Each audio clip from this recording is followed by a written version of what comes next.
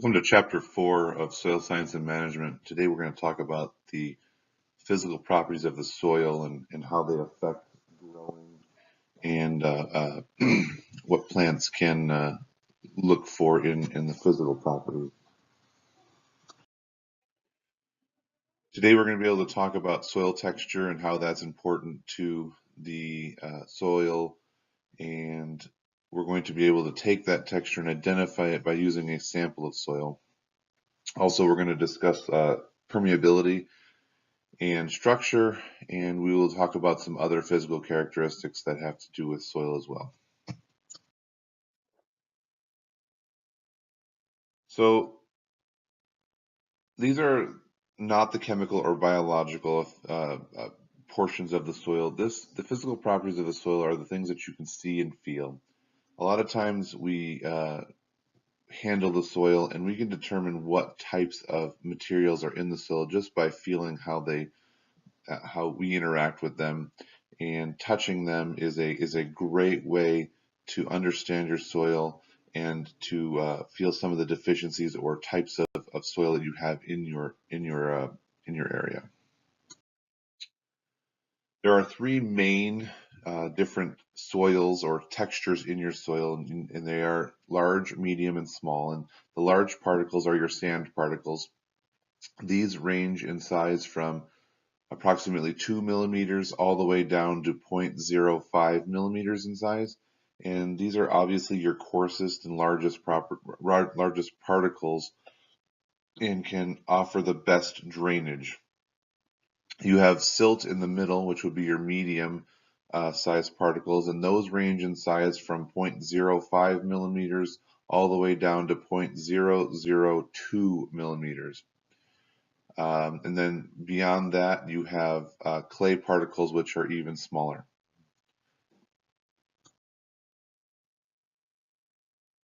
So having different particle sizes can affect different things in the soil. Namely, the first one is surface area. And this is evidenced by, if you were to look at, say, a clay soil versus a sandy soil, it's hard to understand always which of these soils would have more surface area, just because of the amount of particles that are in a clay soil. Those clay soils have a larger surface area. I know I had a hard time understanding this when I was in school too. It's not about the amount of surface area per particle, but once you start to multiply and extrapolate those surface areas through the whole soil, it becomes more and more and more. And one thing this does is it increases something called the CEC, or the cation exchange capacity.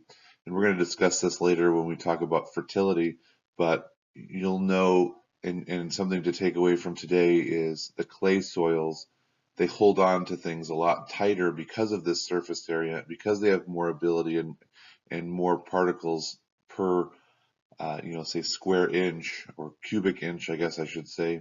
They're able to hold on to things tighter. And water is one of those things that they hold on to tighter. And that's why certain clay soils can have moisture in them, but they are not able to, the plants are not able to access that moisture because it's being held onto so tightly. And we're going to talk about that a lot, but I just wanted to kind of focus on that for just a minute. When we look at these different particle sizes, we have to take into account macropores and micropores. So these different pores are different based on which particles you're using. The macropores, these are those pores that are going to hold on to that water and the oxygen that plants have access to. These are going to be larger spaces within the soil, larger spaces within the particles, and they're going to be able to have materials that the plants can access. When we talk about micropores, those are much smaller pores, and these pores are very similar to what I was referring to in the clay soils, and a lot of times these micropores hold on to things a lot tighter. When we look at the two differences in pores, micropore would be the small area between two particles. A macropore would be the area between groups of particles. So that's the kind of the difference. When you have clumps of soil in the ground, the macropores are the areas in between the clumps, and the micropores are the areas in between the little particles within the clumps. So these different particles are called soil separates, and they can be separated out to determine what your soil consists of. Many times we look at a soil and we want to determine what type of soil we have, and if it's good for growing, if it's good for building. We have to look at these different classes and understand how they move, how they operate, what's very important to their functionality within the soil. So the sand is those coarser materials and don't hold a whole lot of structure. You can't build a house on strictly sand. It would just float away. Whereas clay becomes very difficult to grow your plants in, and it's harder to have aeration. It's harder to move water through. So each one of these has a purpose, and we have to understand which areas have these things so we can understand the correct purpose for all of these areas.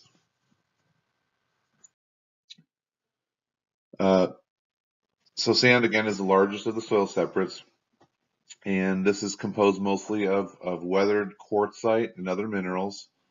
Um, the particles do range in size from the 2 millimeters down to 0.5 millimeters.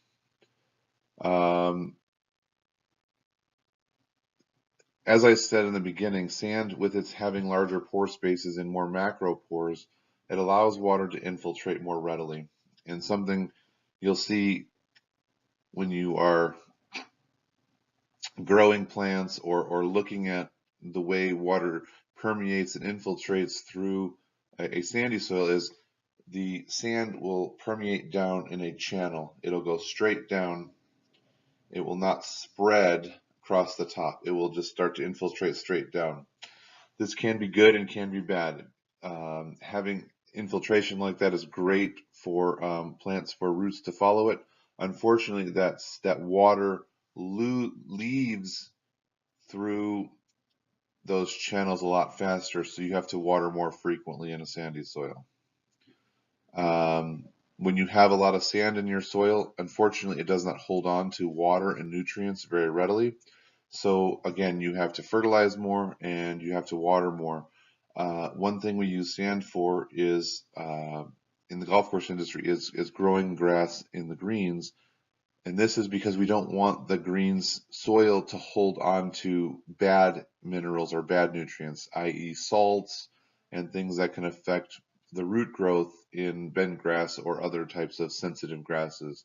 These grasses are able to grow the way they grow because of the refreshing and changing out of those nutrients on a regular basis. And if we were to allow these materials and these particles to hold on to bad constituents, then that grass would struggle in growing. Moving forward to silt, sometimes if you hear a soil being described, you may hear the word loam. And in loam and silt are not a synonym of each other, but when you have silt within your soil, it changes its name to a loamy soil. These are the medium-sized soil particles, and these go from approximately 0.5 millimeters down to 0.02 millimeters. They can be very, very silky and powdery, almost like talcum powder.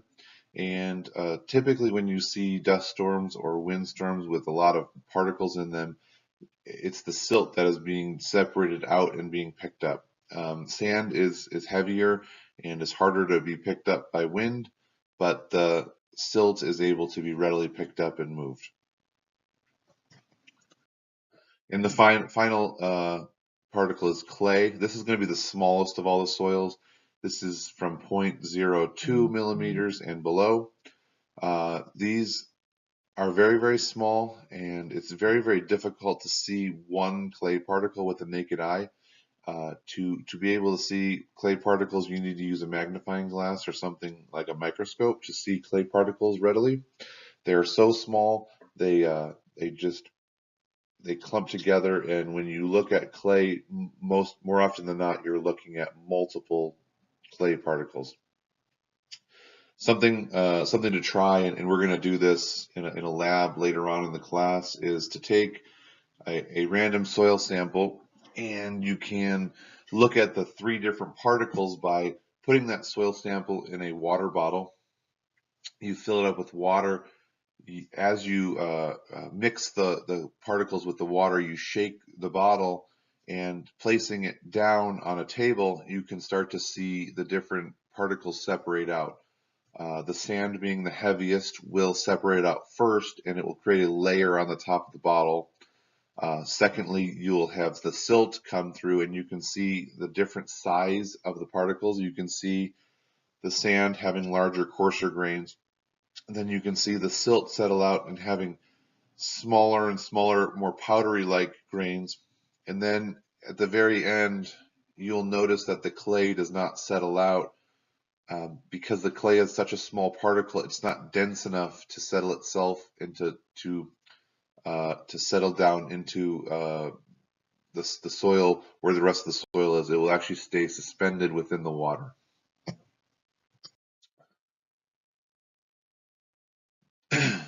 Talking about the soil textural triangle, there are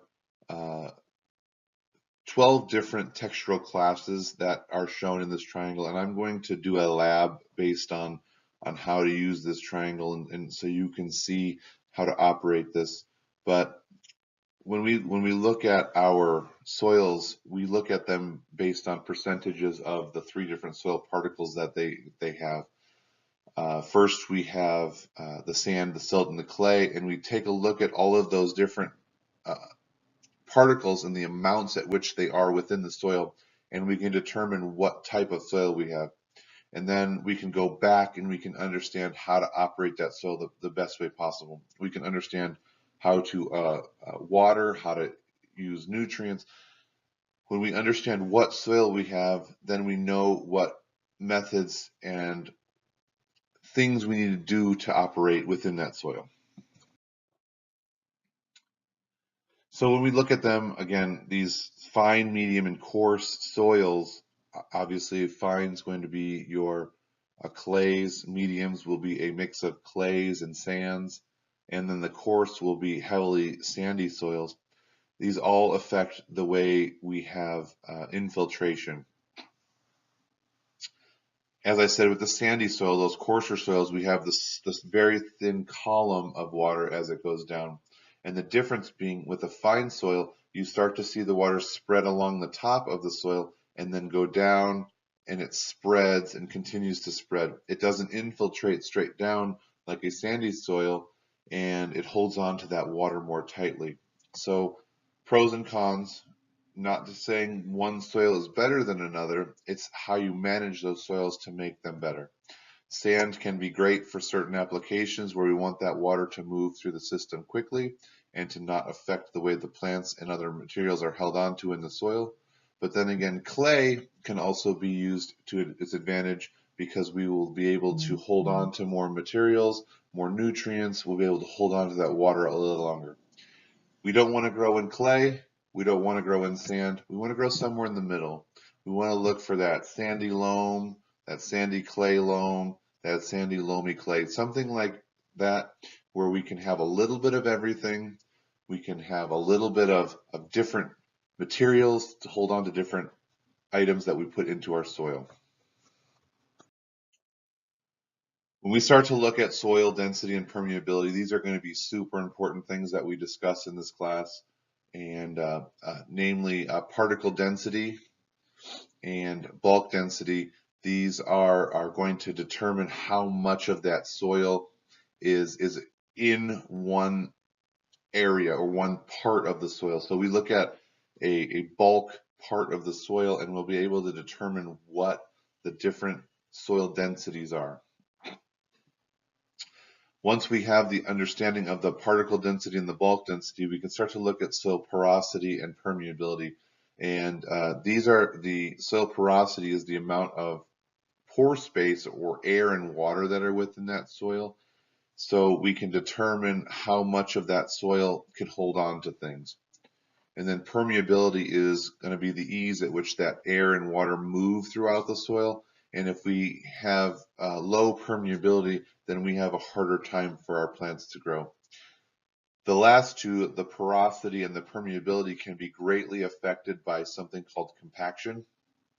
And this is when we are walking over, driving over, operating machinery on top of soil. And as we compact and press that soil, we can continually lose porosity and permeability because the particles in the pore space, particles become closer together and the pore space becomes less and less and less.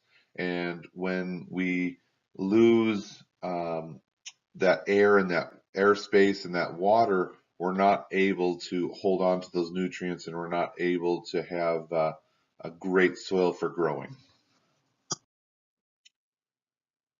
So when we start to look at soil structure, we look at clumps, and these are going to form your aggregates or your clods and your PEDs. Not super important, but these are some of the way that we can classify different soils and how those different things are acting together, and how soil, how we can start to break this up. We don't want to have a lot of these soil clumps. We want to have a nice, smooth, more homogeneous soil where we have it all kind of mixed together. We don't want to have, these soils over here, like maybe we have clay in this area and then we have sand over in this area. It becomes very difficult to operate, say, a golf course or a landscape area when you have multiple different soil types very, very close to each other, because we have to adjust our irrigation, we have to adjust our fertility. If we can have one consistent type of soil and we can manage that soil mechanically, then we'll be further ahead when we're trying to grow.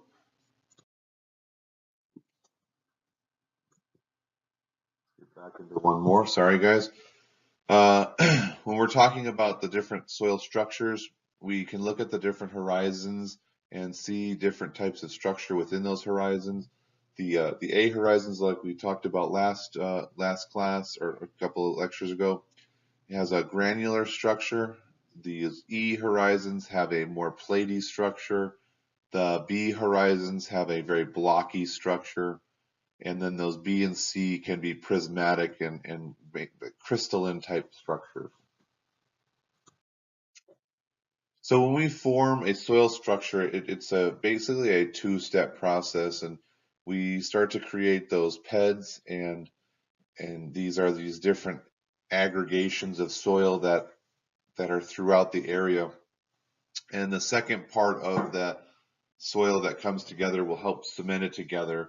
And if we look at soil in nature, they are actually quite firm, and we can walk on most soil that has been in nature for a long time because the soil has created a cement-like material that holds it all together. This makes them very strong. When we start to manage them, we start to till them, we start to disc them, we start to do different things with these soils, we can actually break down that soil structure, and we can, over time, we can actually damage the soil. So, operating a rototiller is great if you want to use it to do certain things, but continually mixing that soil up can be harmful to that soil because you can continually do damage in mixing and mixing and mixing and making that soil very weak. So when we talk about soil consistence,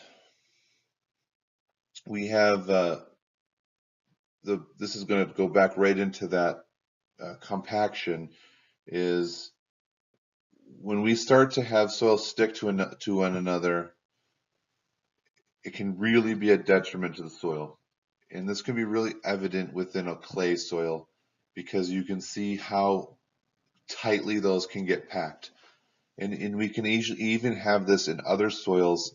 The more moisture that can be found within those soils, This is happening because as that moisture is in the soil particles, it actually starts to lubricate the soil particles and allows them to flow into different areas.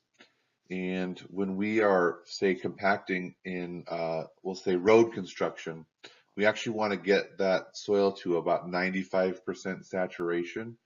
And once we have it at that 95%, it's the best for it to be able to be compacted. So we can have a strong base if we want to compact the soil, but we have to be very careful if we want to grow and operate that soil for plants or trees or any other materials, because once we have compacted soils, it's very hard to uncompact soils. It becomes a lot of mechanical work, a lot of extra rototilling, aeration. There's a lot of machinery that you have to bring in to release a lot of that pressure out of the soil. So when we look at the different soil types, you have wet soil, and that's going to be where it's very sticky and hard and put together. You have moister soils, which is going to be loose but firm, and then you have drier soils, and this will be, you can definitely tell drier soils because it will almost crumble and crack and crush. Getting into soil tilleth, this is going to be your mechanical means of breaking up soil or changing and managing your soil. And these can be good. These can help to improve your soil up to a point.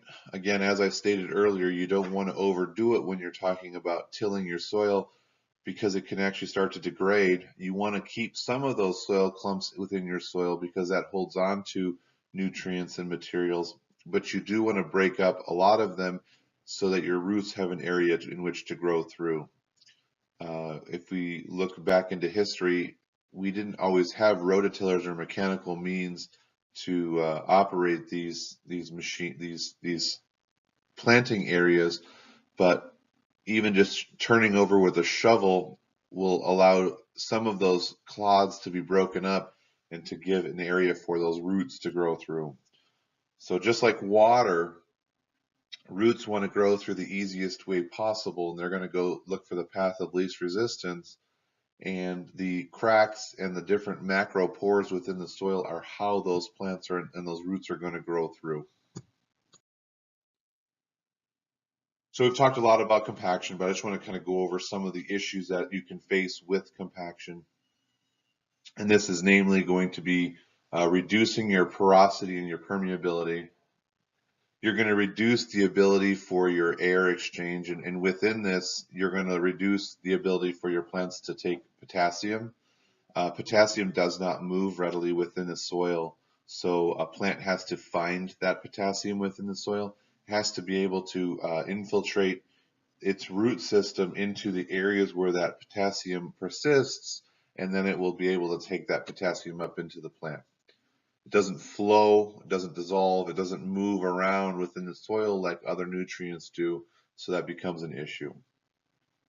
We look at decreased infiltration rates, and this is going to be a problem because we can't get water where it needs to go, and we will end up having pooling or puddling on top of the on top of the soil surface, and this can create other issues such as anaerobic conditions or an increased bacteriological constituency. When we compact a soil, we actually will increase the erosion of that soil because it will not hold on to water readily. It won't have the correct pore space to hold on to things, and as windstorms come through, it will be able to blow off the top layers of the soil and create a lot of issues for erosion. When we're talking about managing, physical managing of these properties, we want to avoid aggregate destruction. So we don't want to rototill this soil so hard that we are breaking down this actual soil structure. We want to make sure that we are operating this machinery so that the soil can become a stronger soil and not have as many issues as we had before, breaking up small portions of the soil in order for plants to grow more readily. We want to ensure that we're not having puddling and clods where we're having these groups of this aggregate that are going to cause the detriment. We want to break them up just so that we can have a proper soil. We can do all this as we till by reducing the amount of clods or these piles of soil within the area. And as we use tilling, we can remove surface crusting by allowing water and having moisture to be more prevalent within the soil and allowing the whole horizon of the soil to hold on to water. So we don't want to have a dry top layer and a moist bottom layer, because this can actually create a detriment to the soil. As we have surface crusting, that will start to create erosion capability and have other issues that arise from it. Plants don't want to grow where the soil isn't a strong, moist soil throughout the horizons.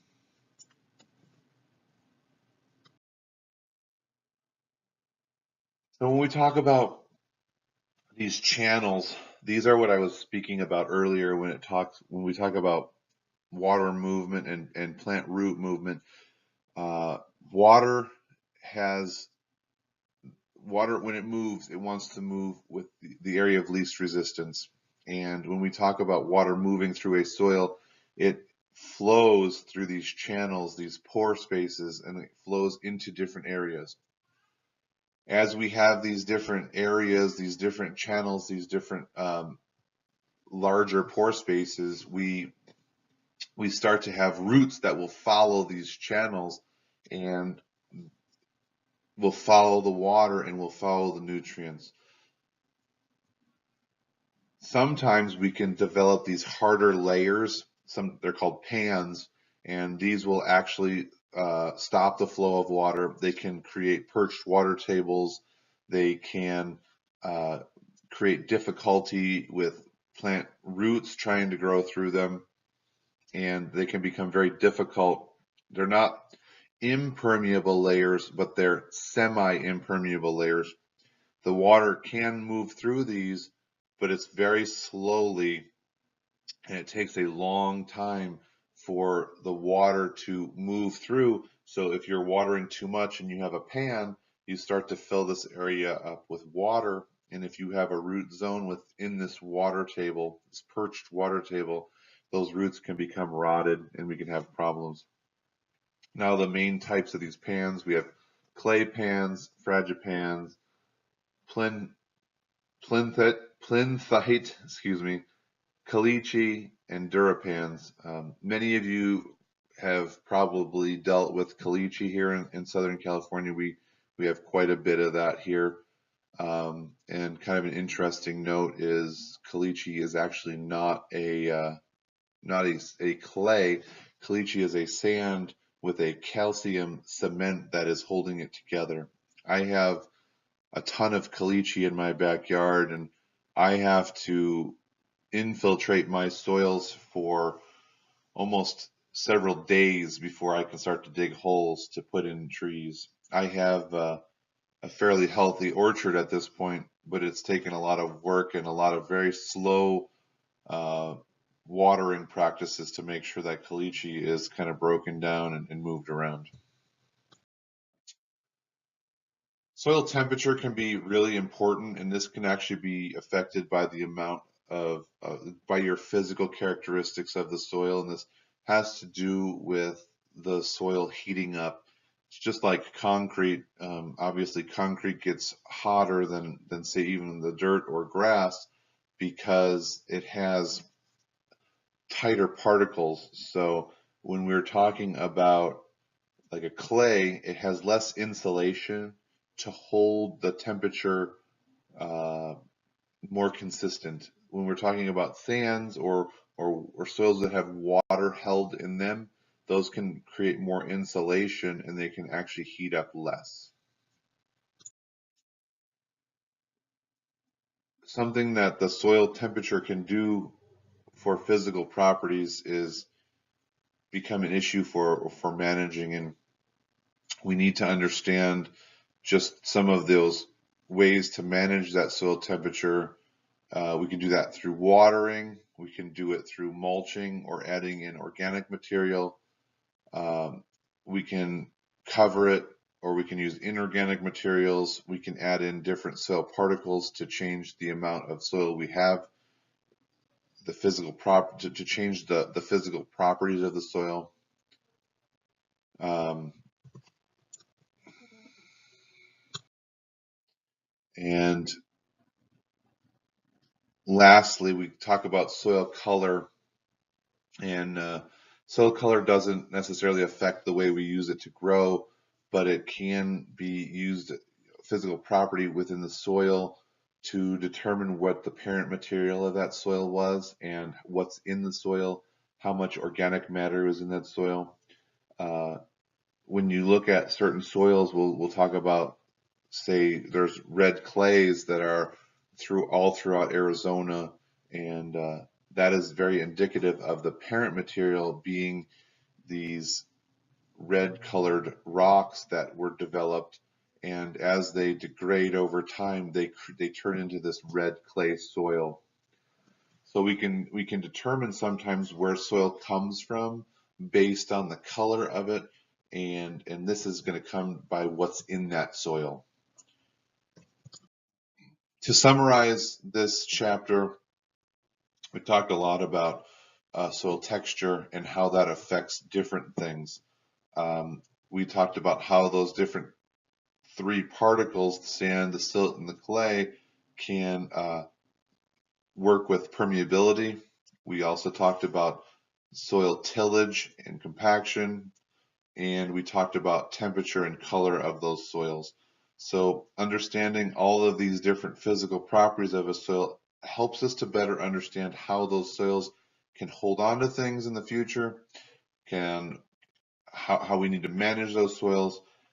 It's very difficult to change the physical properties of a soil, but we can do things to improve infiltration, permeability, and porosity. Before I let you go, I want to just talk about, as I say, that's very difficult to change this. One thing we do as turf grass managers in the golf course industry is we try to add sand to certain areas if we're having infiltration issues, and this can be seen on golf greens when we top dress with sand.